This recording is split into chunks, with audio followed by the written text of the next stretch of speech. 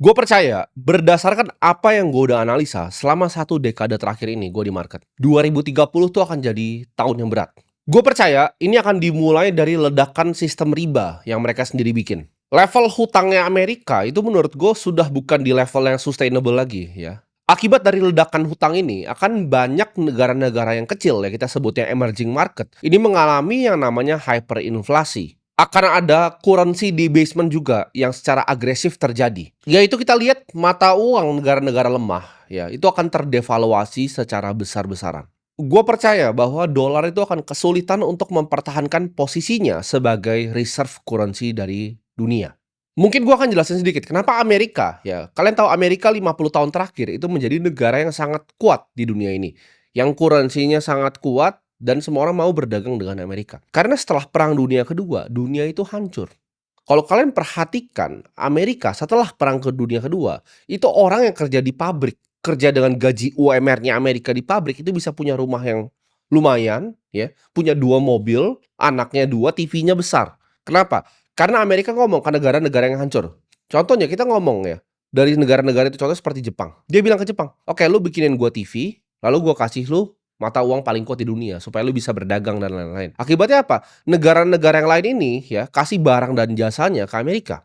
Lu kirim gua barang dan jasa, lu kasih gua TV ya, lu kasih gua makanan, lu kasih gua minyak, kita eksporin lu uang reserve currency terbesar di dunia.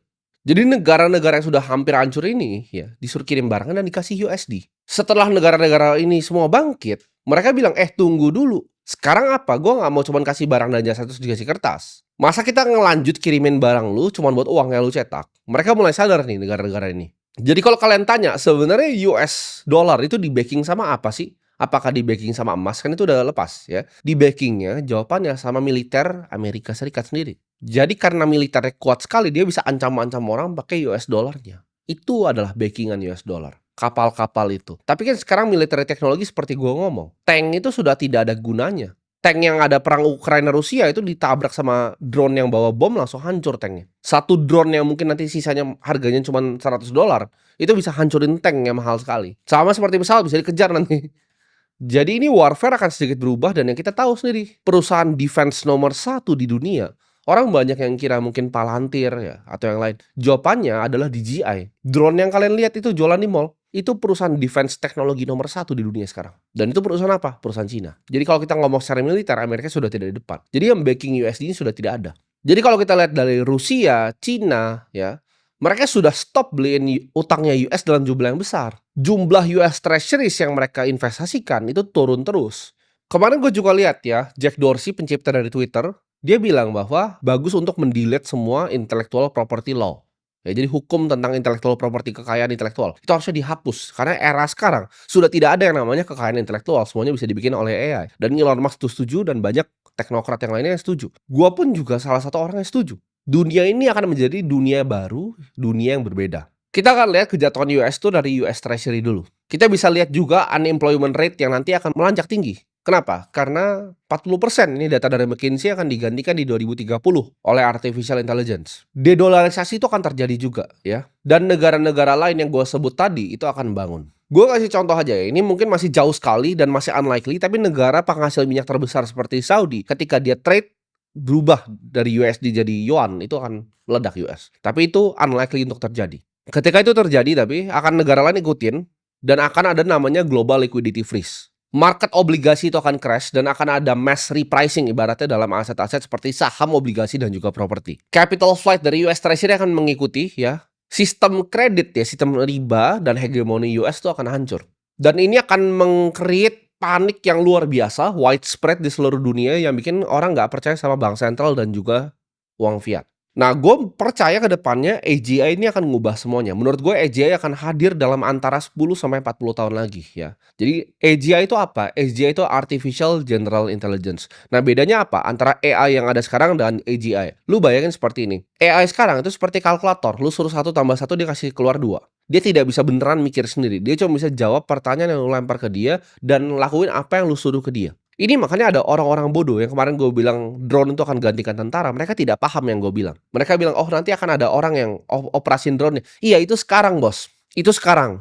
Kalau mungkin masih AI, ya itu mungkin masih ada orangnya. Tapi di saat AI ini sudah berubah jadi artificial general intelligence, kemampuan untuk belajar sendiri, dia bisa belajar musik, dia bisa belajar seni, dia bisa belajar berpikir seperti manusia. Itu jenderalnya pun pasti AGI bukan manusia, kan dia lebih jago pasti dari manusia. Dia bisa belajar main game sendiri, dia bisa belajar jadi lawyer sendiri, dia bisa belajar kendarain drone-nya sendiri. Dan ini sudah tidak dibutuhkan lagi manusia-manusia kebanyakan. Kalau sudah AGI, 99,9% manusia itu tidak dipakai lagi. Kalian harus paham bahwa revolusi besar dalam dunia ini itu selalu dalam dua format. Yang satu kepintaran dan kedua adalah uang. Kepintaran itu apa? Revolusi yang pertama tentang kepintaran itu di saat ditemukannya writing, nulis. Orang bisa share pemikirannya. Itu adalah revolusi kepintaran. Printing press, ketika gampang informasi disebar. Itu revolusi kepintaran. Orang bisa nulis, orang bisa bikin buku, orang bisa simpan ilmu, orang bisa bagikan ilmu ke orang lain, bisa bagikan distribusi dalam jumlah yang besar. Internet juga distribusi kepintaran, kalian jangan salah. Revolusi paling besar manusia itu selalu dua. Revolusi kepintaran dan revolusi uang. Dan ini di depan mata kita dua-duanya nih. Revolusi uang itu cryptocurrency, dan revolusi kepintaran itu artificial intelligence. Gue percaya mungkin di kehidupan gue masih lama ya AGI ini muncul. Tapi kalau gue sebut ASI ya, artificial super intelligence, ini cepat sekali teman-teman. Gue adalah pengguna ChatGPT dari beta masih 2022. Gue pelajarin language model semuanya secara detail. Tapi yang fakta yang unik adalah GPT yang sekarang itu canggih sekali dibanding 2 tahun lalu. Canggih sekali. Perubahannya lebih jauh dibanding Nokia ya ke iPhone.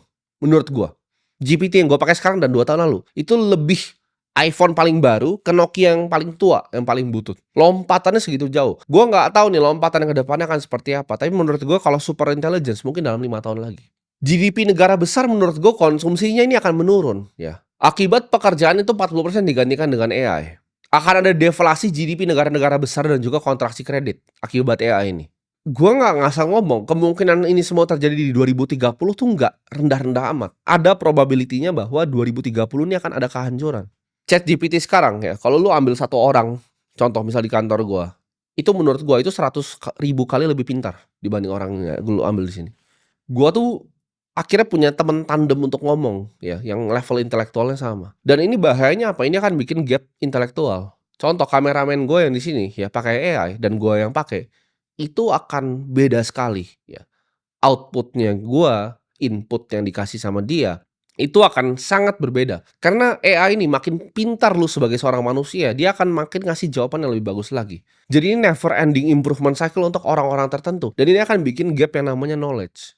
Dulu kan gapnya cuma capital ya. Gua orang kaya sekali, gua bisa invest sana sini. Lu orang miskin, lu gak bisa invest sana sini. Sekarang gua orang pintar, gua orang kaya, gue pakai AI untuk mikir dan gue pakai capital gue untuk deploy ke tempat-tempat yang bisa gue tanya AI-nya di mana.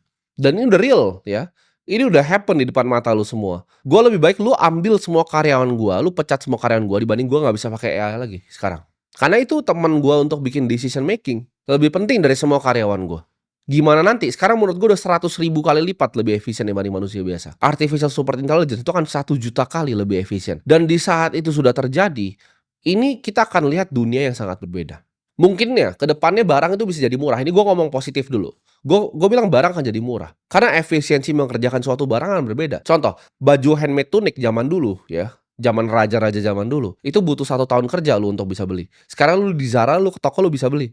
Kenapa? Karena biaya produksinya makin rendah. Kedepannya kalau AI udah canggih sekali, semua barang dan jasa itu akan jadi murah sekali justru. Manusia harusnya makin sejahtera. Tapi kan gue tahu banget manusia sifatnya apa? Serakah. Ya, tukang iri, greedy, serakah semuanya. Fear, takut. Apa yang akan disebabkan kalau misalnya ini bikin semua jadi murah? Ada orang-orang tertentu yang nggak mau itu terjadi. Akhirnya manusia-manusia yang nggak penting ini akan disingkirkan nanti ke samping. Kalau lu lihat di Cina ya, robot itu udah ngelipetin handuk ya. Jadi handuk di Cina di hotel itu udah bukan manusia yang lipat. Itu sudah robot semua. Nggak usah jauh-jauh, lu makan di Haidilao aja nganter kadang udah robot kan. Itu tinggal masih ada manusia yang ngambilin aja. Nextnya robotnya humanoid, dia taruh sendiri. Orang baru lihat AI itu cuman gantiin coder ya, cuman gantiin marketer, cuman gantiin ilustrator. Ada yang bahkan bilang juga, oh enggak, AI nggak bakal gantiin coding. Coba deh lu lihat ya, batch paling baru di Y Combinator itu banyak yang programmernya nol. Founder yang nggak bisa programming bahkan. Gue paham lu harus ngerti basic logiknya juga, karena gue juga bisa programming. Cuman jawabannya adalah ke depan ketika ini udah super intelligence, lu udah nggak butuh lagi gitu. Argumen programmer sekarang kan kalau entar ada bagi, entar siapa yang benerin? Ya programmer. Ya itu sekarang, Bos. Sama seperti marketer, oh masih kita yang implementasikan AI sebagai alat bukan menggantikan, lu goblok banget gitu. Lu bahkan belum tahu cara pakainya. Lu kalau tahu bahkan yang sekarang aja cara pakai yang kayak gue yang pakai, lu nggak akan bilang itu lu membantu implementasikan, lu digantiin. Nanti di seluruh rumah lu itu akan ada pembantu robot, ada PT robot, semuanya robot. Nah sekarang pertanyaannya kalau kita udah tahu ini semua, lalu solusinya apa? Gue belajar dari, ya ini mentor gue yang jauh yang gue nggak pernah sempat ketemu tapi sudah meninggal, yaitu Charlie Munger. Charlie Munger selalu ngajarin gue. Dari semua yang dia ngomong di depan itu dia selalu ngajarin invert, invert, invert. Pikir kebalik, pikir kebalik, pikir kebalik. Ini kan kita lihat nih, ke depan ada krisis ya. Kita harus lihat secara sistematis. Nah, kita gimana cara invert pemikiran ini? Gue kasih contoh ya, maksudnya invert itu apa? Lu punya restoran nih. Gimana caranya restoran lu bangkrut? Lu mau restoran sukses, lu mikir gimana caranya restoran lu bangkrut. Oke, cara pertama restoran bangkrut itu apa? Makanannya nggak enak. Kedua, servisnya, coba aja staff lu maki-maki semua customer lu yang masuk. Itu gue yakin dalam 2 minggu restoran lu bangkrut. Nah, lu udah tahu kan, 2 ini yang bikin bakal bangkrut dalam 2 minggu. Jadi apa yang harus dilakukan? Adalah bikin makanan yang paling enak dan customer service yang paling lama. Itu adalah konsep pikir invert, ini gue selalu pakai. Bahkan di matematika, di semua ini selalu gue pakai. Cara pikir kebalik. Lu cari potensi masalahnya, lu pikir kebalik, nah lu selamat. Nah, menurut gue, cara pertama adalah lu harus potong semua noise dari yang masuk ke otak lu, ya. Lu hapus semua media-media propaganda, lu jangan pernah nonton TV lagi. Virus yang paling berbahaya nanti dekat-dekat ke 2030 bukanlah virus yang bikin lu sakit fisik, tapi virus yang masuk ke mental kepala lu. Propaganda, ya, dan manipulasi media internasional. Potong otak lu dari semua konten gak penting, setiap hari lu coba belajar hal baru yang bagus. Coba lu bikin notes setiap hari, lu catat deh, pengetahuan lu setiap hari nambahnya di mana. Lu tanya gitu semuanya setiap hari. Jangan lu telan mentah-mentah semua informasi yang lu dapat. Lu belajar ya, Austrian Economics itu apa? Sistem ekonomi yang seharusnya terjadi di dunia itu seperti apa? Free market yang benar itu seperti apa? Lu harus ikuti yang namanya kebenaran, bukan ikuti sekedar tren. Kalau lu mau hancur ya lu dengerin terus media propaganda, lu dengerin terus, ada demo di sini lu ikut, itu lu ikutin terus, lu akan hancur hidupnya. Apalagi ketika nanti gue bilang tadi, ya kan? Hegemoni US ini mungkin goyang nih, sistem kreditnya goyang nih. Apa sih yang kita harus lakuin kalau sistem kreditnya goyang? Mata uang negara-negara lemah tuh akan apa? Devaluasi. Akan ada hyperinflasi. Turki mungkin meledak nanti negaranya. Argentina mungkin meledak negaranya. Nah, kalau lu jadi orang yang tinggal di Argentina atau tinggal di Turki akan ngapain? Gua nggak bisa ngomongin di sini ya, lu nilai aja sendiri. Orang udah mulai lari-lari di mall beli emas. Lu mungkin ketawa kan dilihat itu. Tapi suatu saat 2030 ada yang terjadi. Mereka itu at least masih punya uangnya sendiri, tapi mereka mungkin bisa ditodong orang di rumahnya, dirampok emasnya. Lu harus punya uang lu sendiri, ya. Mereka mungkin emas ya, karena emas kan orang dari dulu bilang God's money, uangnya Tuhan mas, ya. Kalau gue suka uang gue sendiri ya formatnya Bitcoin. Lu harus punya uang lu sendiri yang nggak bisa dirampas orang, yang nggak bisa didevaluasi sama orang, dan nilainya sama. Lu harus keluar dari sistem fiat, ya. Lu antara simpan Bitcoin atau lu simpan emas, terserah gitu. Gue lebih suka versi digital ya, gue lebih pro Bitcoin. Tapi buat yang emas gue nggak judge juga gitu. Lu juga harus punya visi ya, akan di dunia ini apa sih lu dilahirkan di sini untuk kerjain gitu. Kalau lu tanya apakah gue cuma di sini untuk uang, kalau cuma untuk uang ya gue kasih tahu dari 3 tahun lalu gue udah bisa hidup sangat nyaman, gue udah pensiun, gue udah selesai. Gue di sini karena gue masih mau ingetin orang-orang kayak lu semua gitu. Duit itu udah nggak ada artinya untuk orang seperti gue. Gue cuma pengen bikin dunia ini jadi sedikit lebih baik. Karena gue beneran kasihan lihat teman gue tuh yang teman SMA gue sendiri ya. Personal trainer, lumayan duitnya ya, puluhan bahkan sebulan sampai bisa ratusan juta. Cuma ngajarin personal trainer, terus dia ngambil endorse ya kan dari brand-brand. Tapi dia setiap kali nongkrong sama gue, setiap ngopi sama gue nanya, Tim, ini gue harus investasi kemana? Gue harus investasi kemana? Itu menurut gue ada yang salah sama sistemnya. Dia tanya Bitcoin ya entry-nya harga sini bos. Lu ngajar fitness aja gitu. Harusnya lu dibayar pakai sesuatu yang tidak pernah kena devaluasi lagi. Gue percaya kalau sistem moneter di dunia ini fair, dunia akan jadi lebih baik. Jadi lu pilih satu cost yang lu pengen kejar pakai nyawa lu, dan lu siap di sana. Kalau lu tanya gue, apa sih satu cost di dunia ini yang gue siap mati adalah benerin sistem moneter ini. Karena dari dulu gue udah kena, gue korbannya gitu. Gue korbannya yang keluar dari sistem ini. 2030 tuh gak akan jadi kehancuran untuk kalian yang dengerin omongan gue ini. 2030 tuh akan jadi great reset untuk mereka yang goblok. Mereka yang ngata-ngatain gue yang, oh ngapain beli emas, ngapain beli Bitcoin. Ini 2030 bakal mati nih. Di saat gue bilang tadi ada masif aset repricing dari saham, obligasi, dan properti, ini mati nih semua ini nanti. Itu akan jadi great reset untuk mereka yang bodoh dan tidak siap. Di reset dunia ini ya, boomer-boomer goblok ini di reset nih yang udah tua ini. Mereka udah mau pensiun terus jadi miskin, uangnya ke gue nanti. Ini akan ada reset gitu. Tapi buat yang nggak bisa paham ini, nggak bisa lihat ini, lu nggak usah percaya omongan gue, lu tanya aja AI, kemungkinan apa sih yang terjadi ya. Sekarang nih, lu ke ChatGPT, ya, lu ke DeepSeek, Lu Claude Sonnet, lu tanya 2030 itu potensi krisisnya apa? Lu jangan percaya omongan gua, lu cari di Google. Lu hanya punya sekitar 5 tahun, 1825 hari dari sekarang untuk asah skill lu setiap hari jadi orang yang lebih baik, ya. Kerja lebih keras. Bersiap ketika krisis lu datang, lu selamat, lu pakai inversion tadi yang gua udah kasih ajarin. Kalaupun kita bilang dunia ini hebat deh, nggak terjadi 2030, lu akan jadi manusia yang jauh lebih baik. Manusia yang jauh lebih siap untuk menghadapi krisis-krisis selanjutnya. Karena setiap 10 tahun sekali, itu selalu ada krisis hutang yang besar yang meledak. Gue bukan prediksi ini kayak gue semacam Nostradamus, enggak. Gue cuma ngeliat historical data. Bisa repeat, bisa ngulang, bisa nggak ngulang gitu kan. Tapi ya biasanya history itu selalu nggak repeat tapi dia rhyme. Layaknya mobil gitu kan, punya airbag. Lu nggak mau tabrakan kan? Kenapa lu beli misalnya contoh, lu beli Mercy S-Class nih. Ada airbag semua dari samping. Kenapa lu mau beli yang mewah sekali? Karena kalau kena tabrak lu pasti selamat. Kayak BMW seri 7 tuh lompat dari tol tapi selamat. Itu kalau coba LCGC udah mati pasti orangnya. Ya kan? Itu karena BMW seri 7. Safety-nya aman sekali. Tapi kan lu kalau lu beli seri 7, lu nggak berharap lu lompat kan dari jalan tol. Lu nggak berharap kena tabrak. Ini sama ya, mau terjadi atau nggak terjadi, ada lebih baiknya lu berubah gitu. Stop dengerin media propaganda, lu punya uang lu sendiri. Ada baiknya siap payung sebelum hujan. Lu harus punya kepintaran untuk lihat sistem finansial ini dengan apa adanya dan kebenaran. Lu harus punya pemikiran kritis, lihat mana yang propaganda media, mana manipulasi media, mana yang suruh lu masukin ke isu-isu yang sebenarnya nggak penting. Ini hamilin cewek lah, itu inilah, ini apalah. Itu kan permainan mereka semua. Lu belajar manfaatin AI sekarang, karena AI cuma bisa dimanfaatin sekarang. Sebelum dia yang manfaatin kita, sebelum dia jadi terlalu pintar. Lu harus belajar untuk belajar. Gua kasih tahu ya, lu kalau belajar di pace yang lebih cepat dibanding dunia ngejar pelajaran yang lu sedang pelajari, lu akan jadi manusia yang superior. Belajar internet masa depan, belajar Web3, belajar teknologi dari blockchain, belajar artificial intelligence, belajar kriptografi, belajar caranya nyimpen uang lu sendiri, belajar konsensus, belajar cara kerjanya central bank seperti apa, belajar sejarahnya dari uang itu apa. Gue suka bilang Bitcoin itu bukan sekedar aset investasi buat gue. Itu kayak justru jebakan gitu loh. Lu ketika lu masuk ke lubangnya lu nyungsep. Lu langsung pelajarin sejarah uang, lu pelajarin semuanya. Itu kayak game yang ketika lu pelajari, lu jadi belajar banyak sekali hal. Lu belajar ketemu Austrian Economics, lu ketemu sejarahnya uang, lu ketemu cara kerja central bank. Lu belajar semuanya dengan belajar Bitcoin. Lu belajar cyber security, cara amanin aset lu, ya aset lu, privacy dan data lu sendiri. Lu belajar juga punya mental yang kuat. Gimana cara deal dengan emosi sendiri ya kalau dunia ini dalam tekanan. Kalau lu sendiri bahkan dalam tekanan. Cara adaptasi yang cepat itu seperti apa? Bikin mental lu adalah mental manusia yang tidak pernah patah.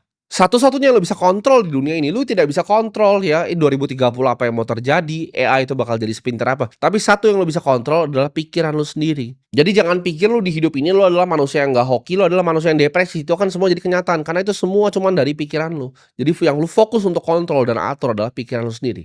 Jangan bikin pikiran lu ini bisa diambil sama orang lain. Contoh, kalau lu pernah maki nggak ya? Gue pengen tanya di hidup lu secara jujur.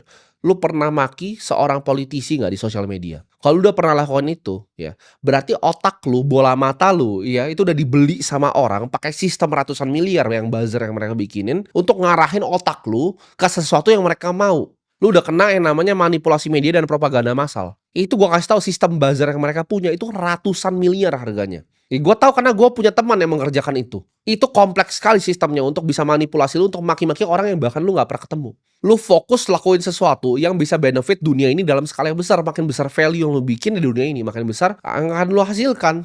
Gue nggak pernah ragu ya sedetik pun sama di diri gue, sama apa yang akan gue capai dari gue kecil. Gue sudah bilang kan, selalu ya. Kalau gue mau jadi orang kaya yang egois 3 tahun tuh udah selesai gue. Hidup gue sudah selesai, game over.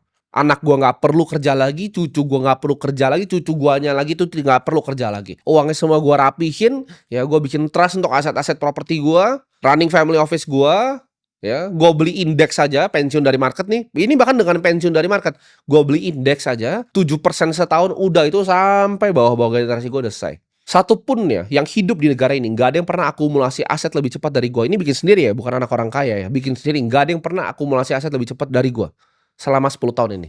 Tujuan gua, ya gue pengen bantu kalian semua keluar dari sistem keuangan busuk ini. Supaya kita bisa bikin revolusi sistem moneter yang baru.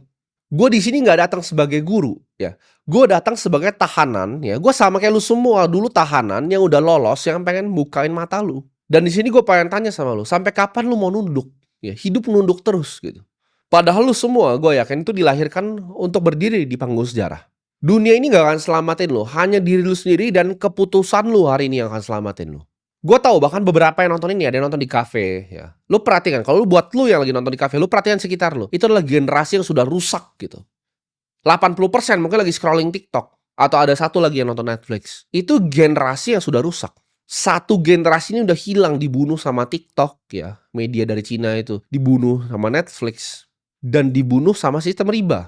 Tapi bukan kalian. Ya makanya gue ajak kalian buat tinggalin sistem ini. Ambil alih lagi bola mata lu. Jangan lu maki-maki orang yang lu gak kenal di sosial media. Ambil lagi uang lu sendiri gitu loh. Dan lu ambil balik lagi jiwa lu. Semangat lu itu. Pelajari kebenaran. Miliki Bitcoin.